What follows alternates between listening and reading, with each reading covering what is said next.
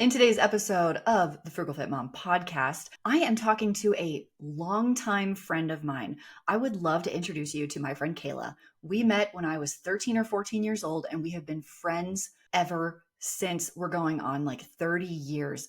I can't even believe it. But what I found out recently is that my friend Kayla became a travel agent for Disney, and I have long wanted all the tips and tricks Disney. I feel like it's so complicated to go. Can you even do it on a budget at all? Is it just a once in a lifetime blow the budget experience? I don't know, but Kayla has all of the secrets, and I'm really excited to have her on the podcast today to talk to me, to talk to you guys about all things Disney. She's gone multiple times. She's a Disney Vacation member. Minnie Mouse is her favorite character, and she even has a Disney podcast. And if you want assistance booking a Disney trip, I will leave all of Kayla's contact information in the show notes or in the description if you are watching the video version. And if you don't mind, if you haven't subscribed yet, I would love it if you would do that. Leave me a review if you haven't yet. And let's go talk to Kayla. Can I ask you kind of a personal question? Sure. So when we knew each other as teenagers, I don't remember you being a Disney fan. Right. So how did that happen? So I went to the parks so I'm the youngest of 5. So I went to Disney World.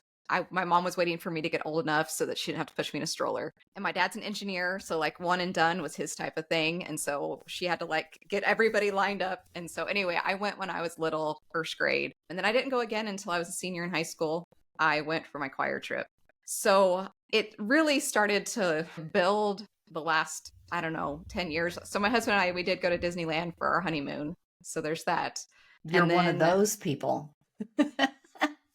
Well, it kind of worked out because Angela, I don't know if you remember our friend Angela. Yeah, I remember Angela. She was getting married and had her wedding reception down in Orange County. And so we're like, well, we might as well go to Disneyland too. So that's us.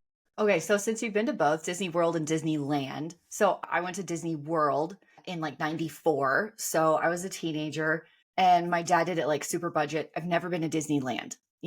Growing up in Texas, Disney World kind of made more sense than to go the other way. How would you compare the two? Well, how much time do you have?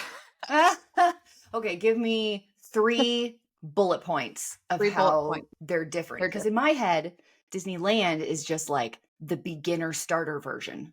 So yeah, there are groups of people out there that would absolutely, one is better than the other. I don't buy into any of that. I'm like, you take me to a park, I'm going to go and I'm going to have fun. But some of the big things, so yes, Disneyland's the OG. It's the original. I mean, Walt walked it. He built it. He lived in like an apartment above the firehouse on Main Street. So he had his hands all in that. But he also, a few years later came up with the idea of Disney World. He didn't live to see that done. So his brother had to finish that. But I guess the main big things are there's 2 parks at Disneyland. There's 4 parks plus 2 water parks at Disney World. I guess the other big difference is obvious is the weather is different. I mean, you have a chance of being cold at Disneyland-ish. I mean, I'm from Texas, so that's kind of cold when it's 60. But at Disney World, it's going to be hot and humid. Like right now, unfortunately, they have a hurricane headed towards Florida. I think they're going to be safe with this one. So those are some of the big bullet points, I think. And your job, you just told me this, I find so interesting, is to help people book a Disney trip. Like if they have no idea what to do. So like for me, I would have no idea what to do because I don't know Fast Pass and you have to reserve a blah, blah, blah. And you have a Genie wristband and I don't know, they keep changing it. Magic points. I don't understand the complicatedness that they've put into it. And you're probably laughing at me because you're like, I know all that stuff. So what you do is you help people like me put together a Disney trip, but it doesn't cost the person any extra, which is super cool. Yeah. So Disney, I mean, they are a business. They are trying to make money. So like, there's no secret there, but they would rather have agents independent like us help people than for them to hire all their own travel people. And so I'm independent. I work with Unlocking the Magic Travel. But yes, it's the same cost if you as a consumer just went to their website and booked tickets and a hotel. It would be the same cost if you work with me. But when you work with me, I can tell you about Genie stuff and lightning lanes and all that stuff. And the magic fairy dust lines and all that. Yeah. And I can steer you into the direction of making the trip make sense for your family. Like, would it make sense to have hoppers? Would it make sense to stay for 5 days or 7 or 2? Disney World in 2 days? Who does that? I actually have done that this year. It was insane. I would not recommend it for someone that's new. Okay, I want to know because I don't know anything. As like someone who went to the parks 30 years ago and has never been back, and I'm like overwhelmed by the planning and the logistics of the entire thing. Wait, was 94 30 years ago? I think it 29? was. Is Yeah. it Okay. 29? Sorry that my brain was like, no, that's not right. You just freaked out, didn't you? Did I But do that yes, right? no, you did. Yes, that Yeah, was 30. Oh, Kayla, that was 30 freaking years ago. I know. We Yeah. are ancient. I can't believe I've known you that long. That's what's Yeah. really crazy too. Yeah. Okay. Yeah. So I haven't been back to the parks in 30 years. Wow. So for me, who I'm like, I watch videos and I've tried to read the blogs and they're like, oh, blah, blah, blah. They just throw so much information at you because they know so much. And I feel like I'm trying to put together an IKEA dresser with no instructions. Yeah. So if you were to give tips to me, someone like me who maybe wants to take their kids, let's say they have small kids. So not teenagers like you and me, but like littles, like 0 to 10, let's say. Yeah. Where would you start? Where do you begin? Yeah, I think the first thing when planning is to try to kind of iron down a date. I mean, I would say June to August, almost actually June to September can be pretty brutal with heat. So with little kids, I see people pushing around, their kids with strollers with the fans blowing in their face, and you make it work. And I'm not saying you can't have fun or you shouldn't go if that's the only time you can go, but maybe iron out a time that you're willing to take your kids out of school. A lot of people do that these days. There's a lot of debate about that. I'm pro that, but some people aren't. Listen, because- you know what my kids are doing on Friday at school? What? Outside water party. Oh, well, So listen, I have no They're- issues taking them out of school yeah, to miss a water party to go somewhere else. Yeah, so that's really the first thing is I would figure out when you want to go. And then the next thing is try to figure out how many days. When I plan with people, I typically recommend and this is Disney World, do 2 parks, take a day off, enjoy the resort, pool, swim, sleep, and then 2 more days. And that way you can do all 4 parks. And so ideally in an ideal world, it's 7 days. You arrive and travel 2 parks, break, 2 more parks, and then go home. And then you go home and you're so sad. When I went, we did 4 days, 3 days of parks and 1 day of Hopper Pass. So back then, I think it was only Magic, Epcot, and Animal Kingdom. No, Animal Kingdom wasn't there yet. It would have been Hollywood Studios. Hollywood Studios. No, we didn't. I don't remember Hollywood Studios. Magic Kingdom, Epcot. What was the other one? Well, it was called MGM back then. Yes, MGM. Thank you. And then, so we did 3 days in a row and then a Hopper on day 4 and left. And I'm not going to lie to you. On day 4, my sister and I were dragging our feet with our heads down, so flippin' exhausted. We couldn't wait to go home and sleep. Because my dad, my dad. Yeah. At the gate, the second it opens, run to the best rides. Take it all in. Take it all in. We don't leave until they kick us out. Yeah. And when you do that for 4 days in a row, that takes it out of you. And that's why there's an inevitable, I think you should just go in prepared that there's going to be a meltdown by each person. I'm serious. There's going to be a meltdown by each person at some point in the trip, and you just have to roll with it. And then later they get an ice cream or the fireworks happen and everything's all better magically. There's a lot of magically. Yeah. It's magically better with that Mickey ear ice cream. That's not my treat, but a lot of people like it. Ooh, what's your treat? What's the treat for you? My favorite thing is a donut. They have a Joffrey's donut it's really big, and I'm kind of embarrassed to say that I can eat it all, but at the same time, I can eat it all and not share. Hey, there's no judgment over here. Zero. There was a lot of good donuts growing up in Texas, so I went back to Texas recently, and we got a box from Shipley's. Yeah. Do you remember? Yeah. And I ate one. I'm not a donut person. It's just not my dessert of choice or treat of choice. But I ate one and I was like, holy crap. This is why I don't like donuts in Idaho. Because this Shipley's donut will blow your mind. Yeah. We don't have anything like that. You could go down a huge rabbit hole of videos and people's opinions on food at Disney. But it is way above average than most amusement parks. Now, whether you're trying to go to Disney and be outside all day or go mountain biking or go for a hike, or if you live in a hot environment where you sweat a lot, it's really, really important to stay hydrated. And Element helps anyone to stay hydrated without the sugar and the other dodgy ingredients found in popular electrolyte and sports drinks. Huge thanks to Element for sponsoring today's podcast. So Element is a zero sugar electrolyte drink born from the growing body of research revealing that optimal health outcomes occur at sodium levels 2 to 3 times the government recommendations. This is all new information, you guys. Each stick pack delivers a meaningful dose of electrolytes free of sugar, artificial colors. Element is formulated for anyone on a mission to restore health through hydration. It's well suited for athletes, which I am, folks who are fasting, those following keto, low carb, whole food, or paleo diets, or even if you're just hanging out in Orlando outside all day and sweating constantly, you have to replace all of those electrolytes. Members of my community can receive a free Element sample pack with any order when you purchase through my link. The website is drinkelement.com/frugalfitmom for that free sample pack. drinkelement.com/frugalfitmom. All the info will be in the show notes or description box, depending on which platform you are listening or watching. And one of the best things about it is there is a no questions asked refund. You can try Element totally risk-free.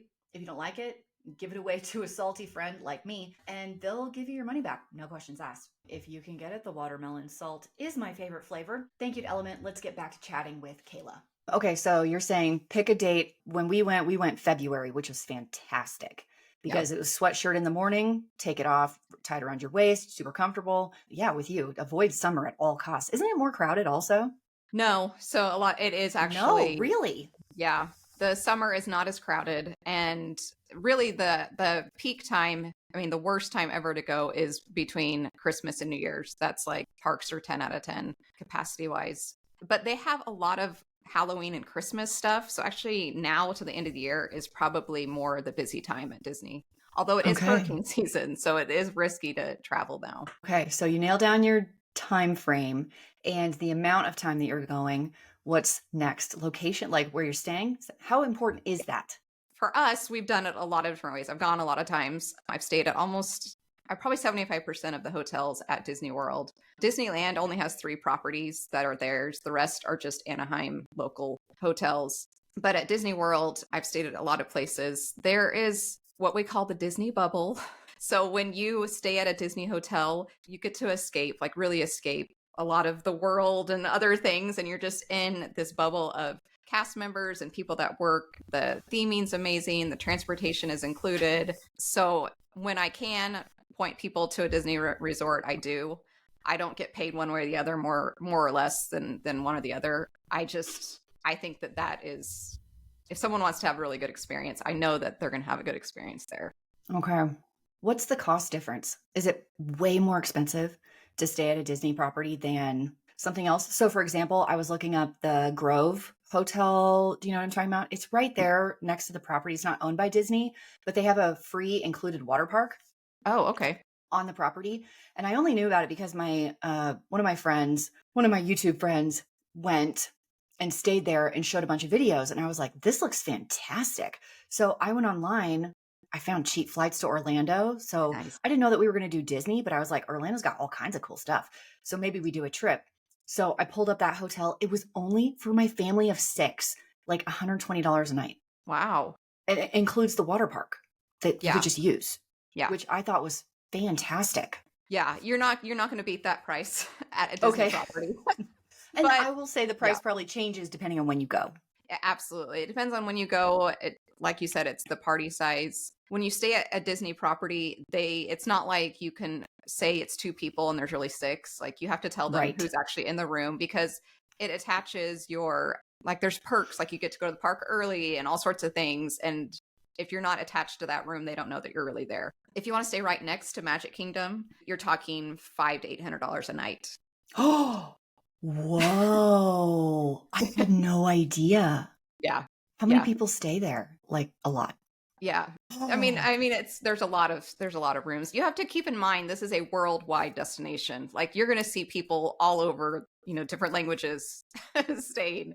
So they can host a lot of people. So don't freak out. That's a lot of sticker shock. If you stay at another spot, you're talking more like $200 or $300 a night. 200 I can more get behind.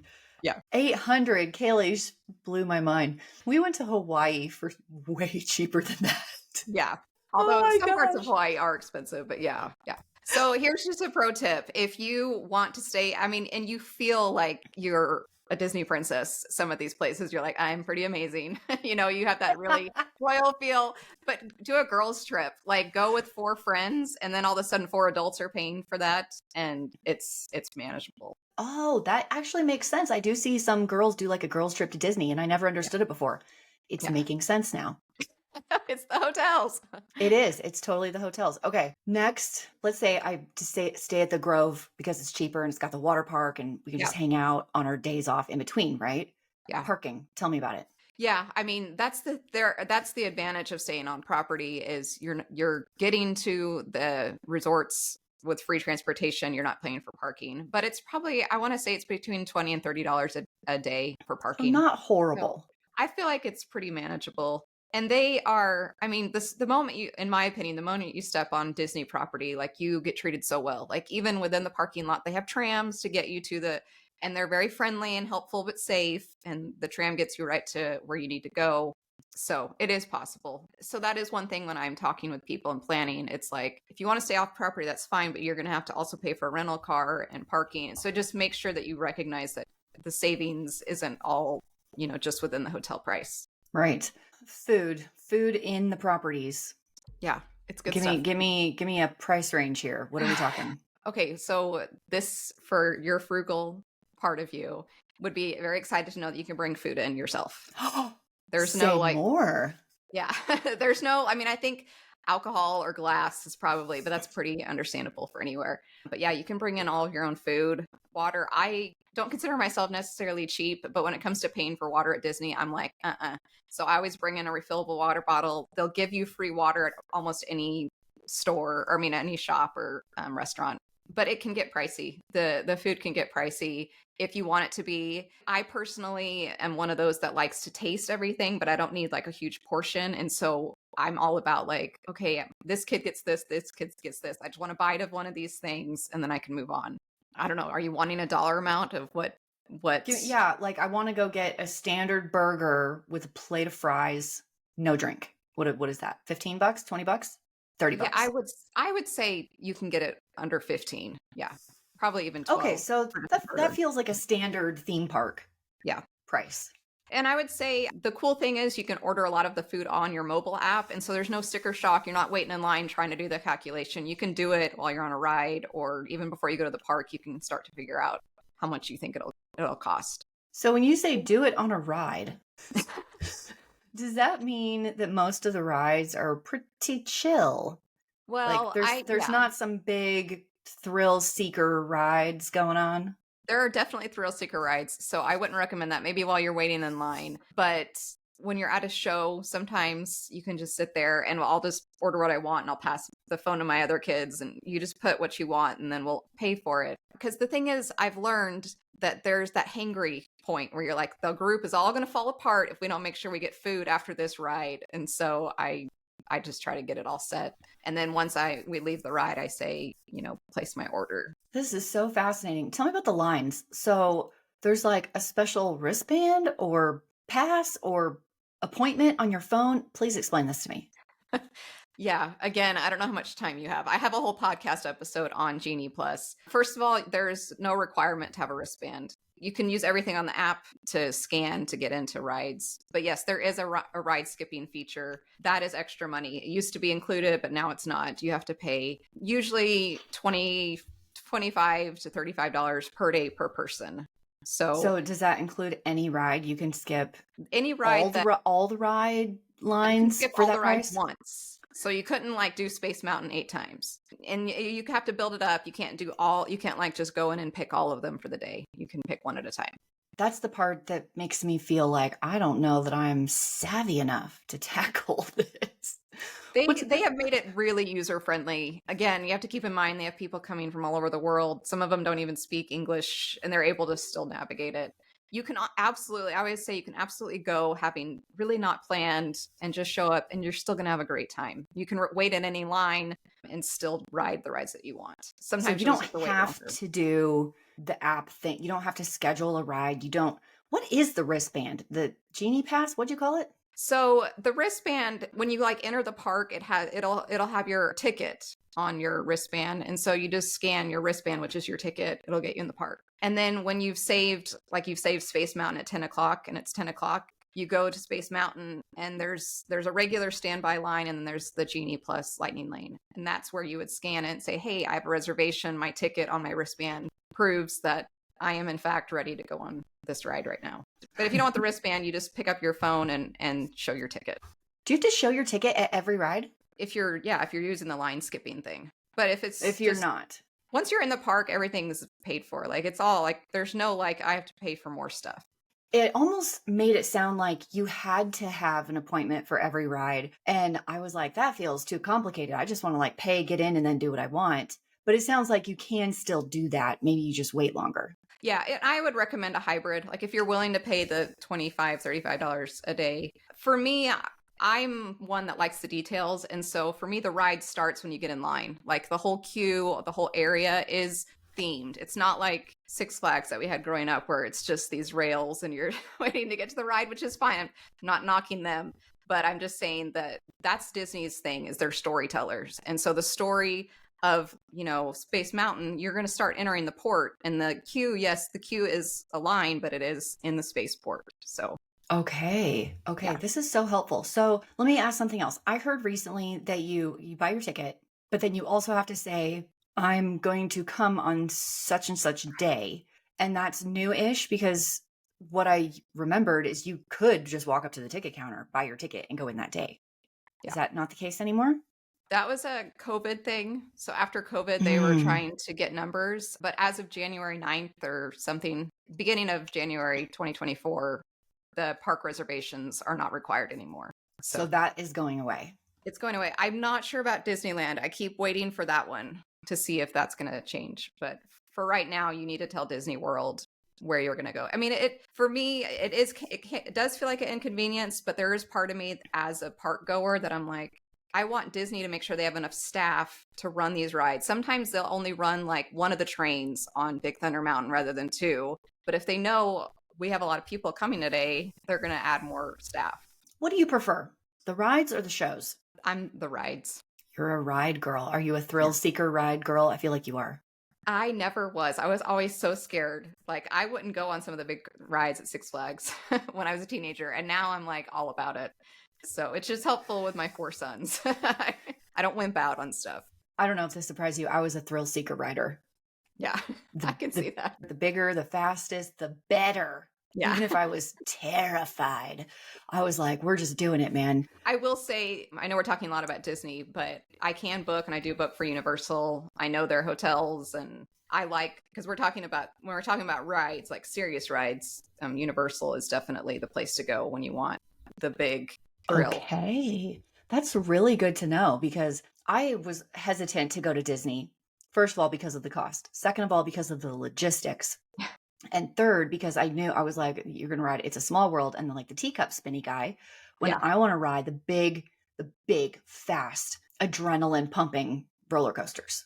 Yeah. And Universal's where you go for that. Yeah. I mean, I can think of probably one at each park at Disney World. There's a new Guardians of the Galaxy at Epcot, which is like my favorite roller coaster. Really thrilling. So I wouldn't rule it out. Again, with Universal, it's not like this amazing theming all over the place, and you don't get the same customer service, which is a really big deal for me. I like when people treat me nice, but I like both, and they both have their merits. So, okay. So just for fun, I decided to go, I just Googled Disney World tickets. Okay.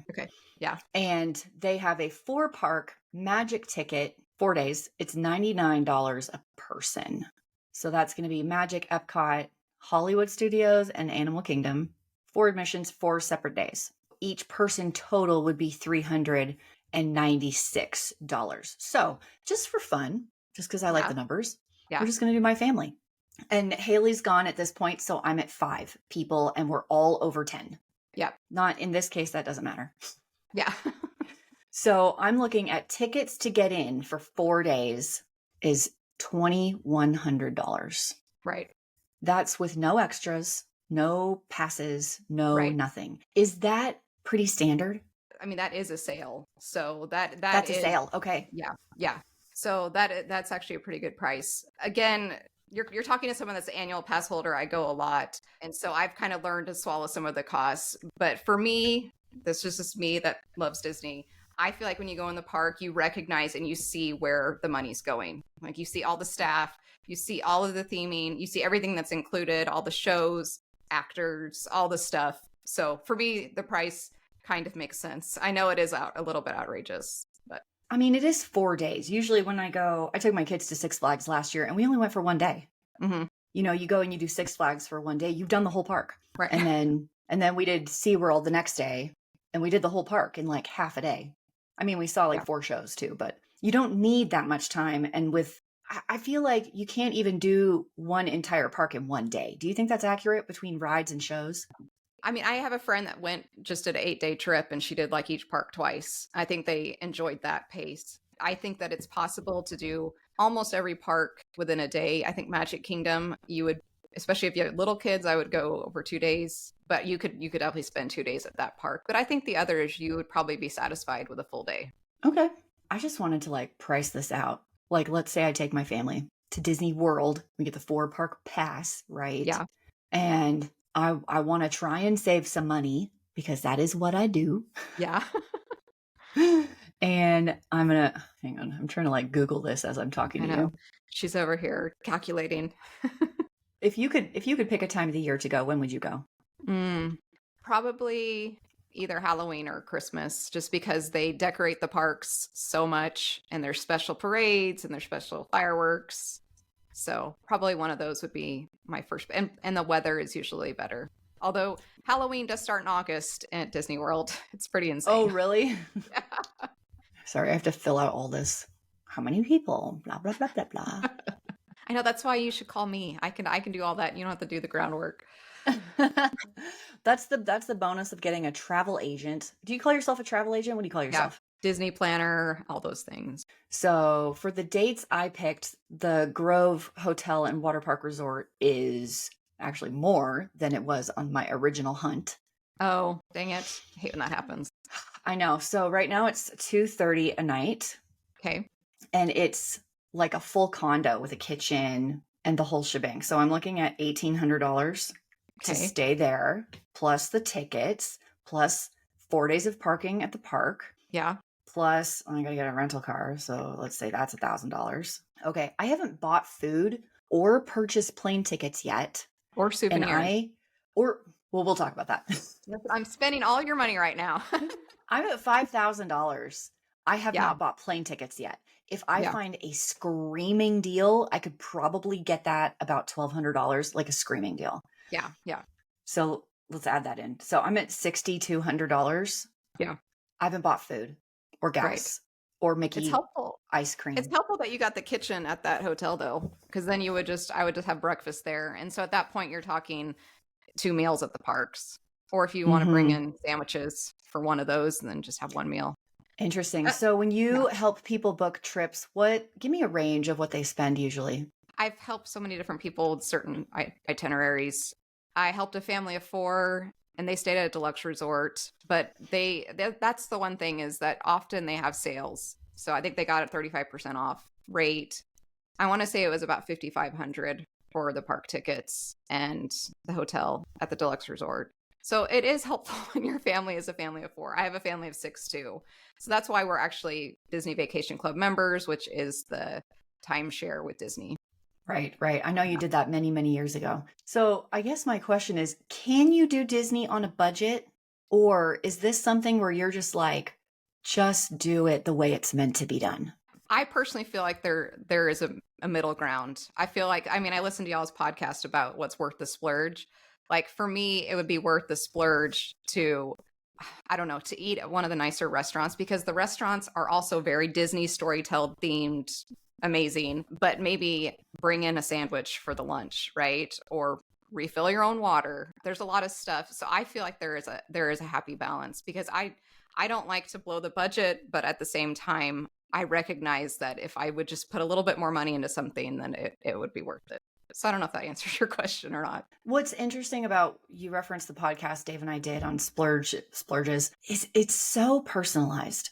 Yeah. Like what's important to me probably isn't important to you. Disney clearly is important to you. And it is also to a lot of other people, which is why the topic is so interesting to me because I only went the one time and I was run ragged by my dad.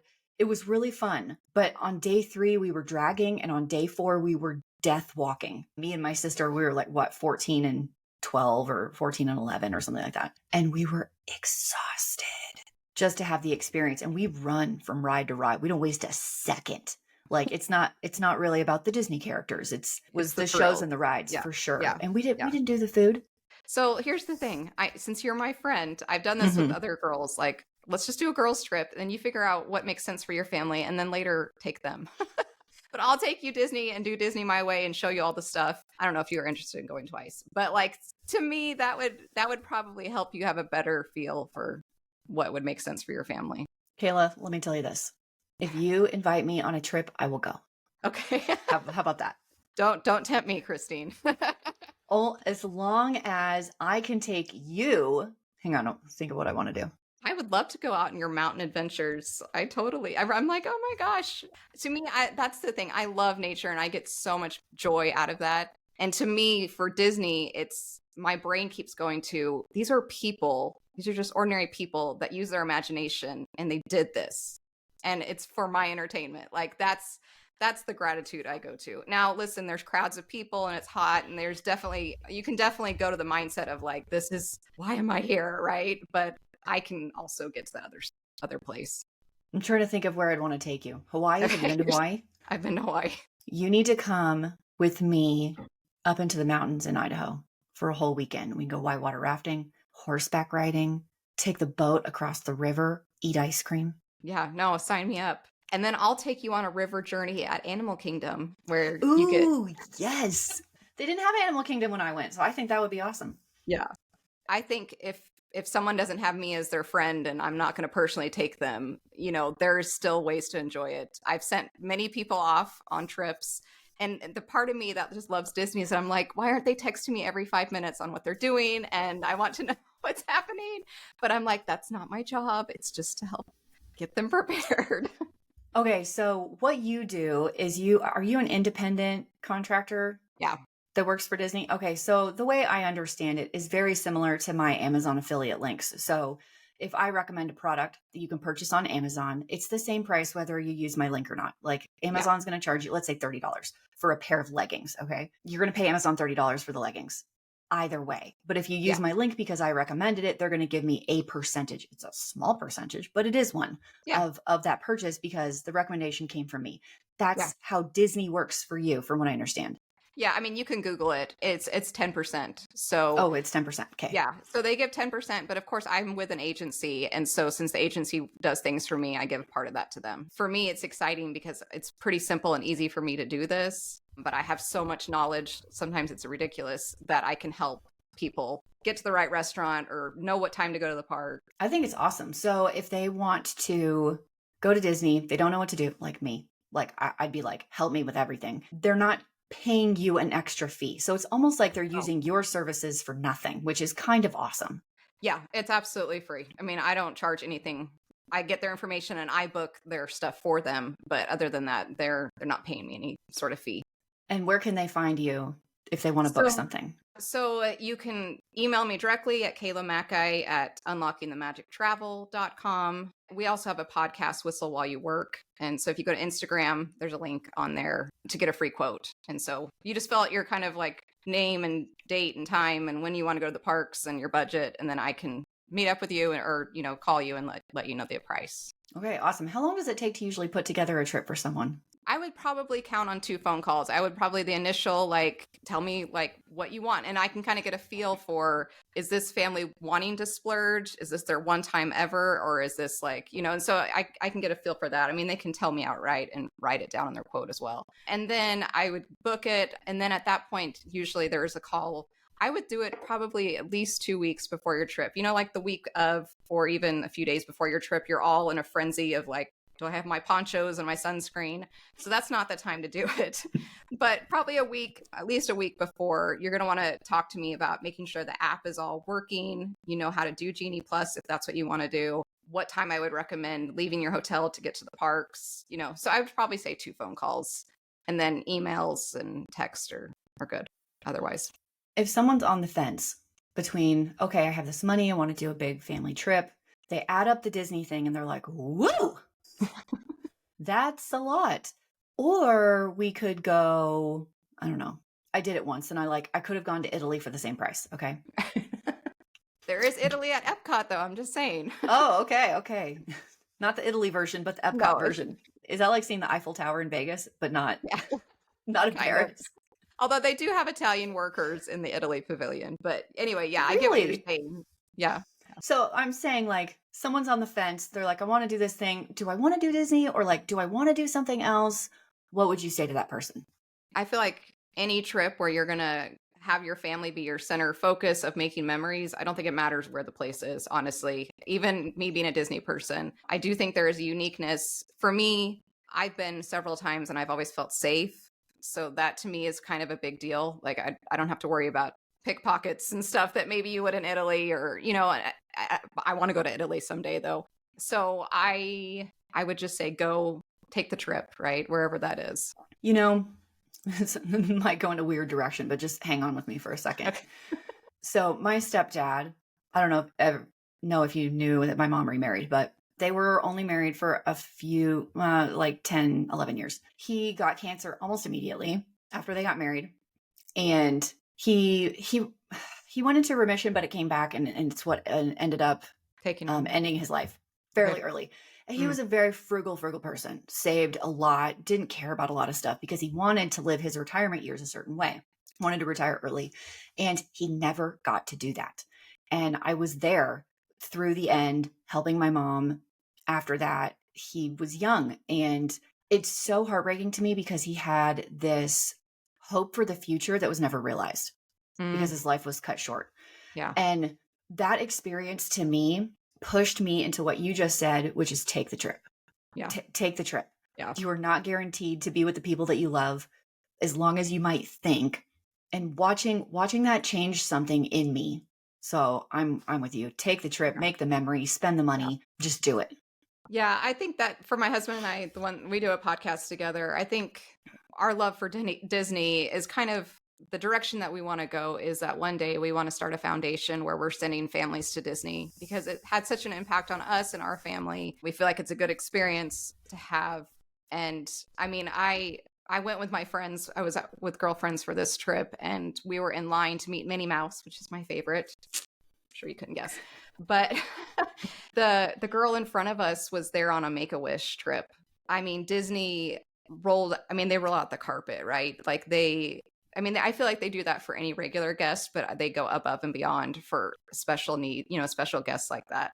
So anyway, for me, I can see that it would be something worthwhile to help send other families to Disney because I think it's that great. I think that's amazing. So, Kayla, thank you so much for joining me today and helping my audience understand all the ins and outs of Disney and myself because I obviously don't know anything about it. You're getting there.